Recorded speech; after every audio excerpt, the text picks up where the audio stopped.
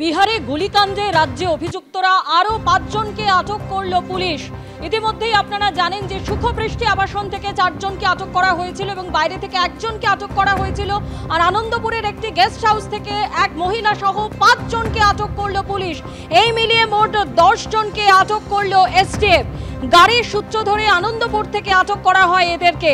হামলাকারীদের কয়েকজন আটক, ৫ জনের মধ্যে পাটনা গুলিকাণ্ডে হামলাকারীদের কয়েকজন, পুলিশ সূত্রে এমনই খবর।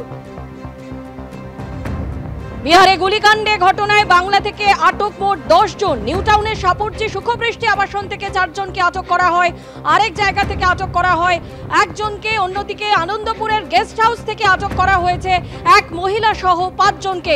কলকাতা পুলিশের এসটিএফ সূত্রে এমনই খবর।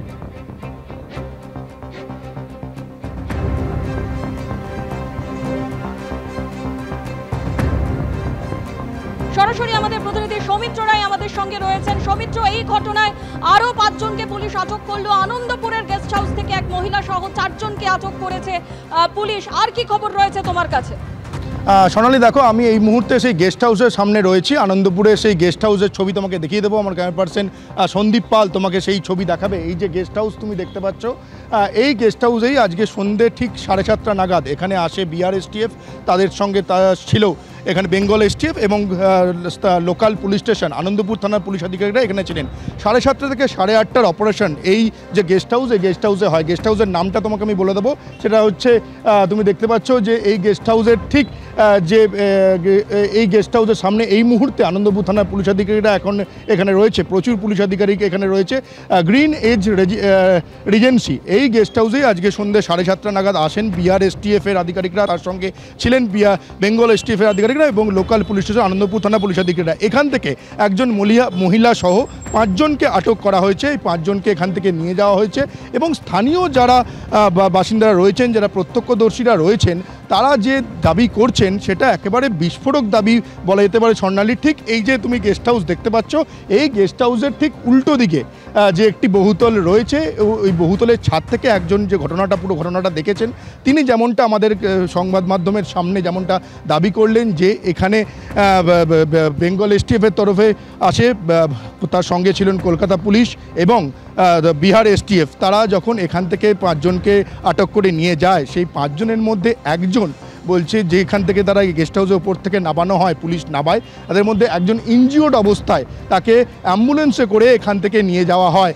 ঠিক কী কারণে তিনি ইনজিওর্ড হলেন, এই কথাটার ব্যাখ্যা কিন্তু তিনি যে প্রত্যক্ষদর্শী বা স্থানীয় বাসিন্দা তিনি দিতে পারেননি। তিনি বলেছেন তিনি নিজের চোখে যেটা দেখেছেন, ঠিক এই যে তুমি দেখতে পাচ্ছ গেস্ট হাউস, এই গেস্ট হাউসের উল্টো দিকেই তিনি থাকেন, তার বাড়ি।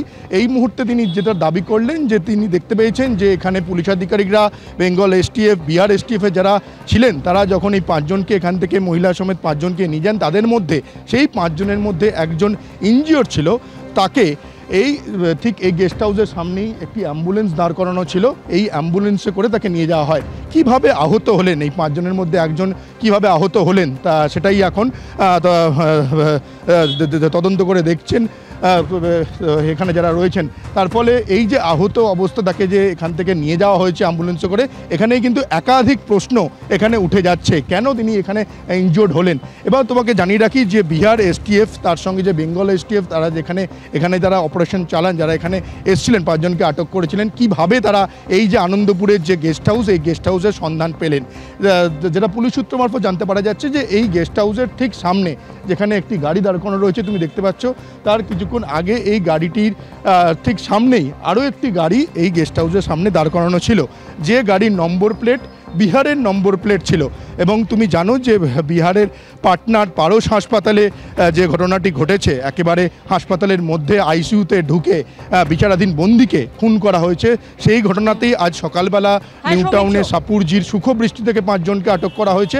তারপর সন্ধেবেলা এই যে আনন্দপুরের যে গেস্ট হাউস, এই গেস্ট হাউস থেকে আরও ৫ জনকে আটক করা হচ্ছে। টোটাল মোট 10 জনকে আটক করা হয়েছে। এখন পুরো ঘটনাটা এখন দেখতে পাচ্ছ, এই যে গেস্ট হাউস পুরো লোকাল পুলিশ স্টেশন আনন্দপুর থানার তরফে কর্ডন করে রাখা হয়েছে এবং এখানে কাউকে এই রাস্তা দিয়ে যেতে দেওয়া হচ্ছে না, শুধুমাত্র এই গলির মধ্যে। আমরা সেই ছবি দেখতে পাচ্ছি আনন্দপুর গেস্ট হাউস, যেখান থেকে এই পাটনা গুলিকাণ্ডে আরও 5 জনকে আটক করা হয়েছে। ঠিক এই গেস্ট হাউস থেকে এই 5 জনকে আটক করা হয়েছে।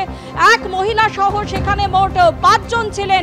এর আগে আরও 5 জনকে আটক করা হয়েছে, অর্থাৎ পাটনা গুলিকাণ্ডে এই নিয়ে 10 জনকে আটক করলো পুলিশ।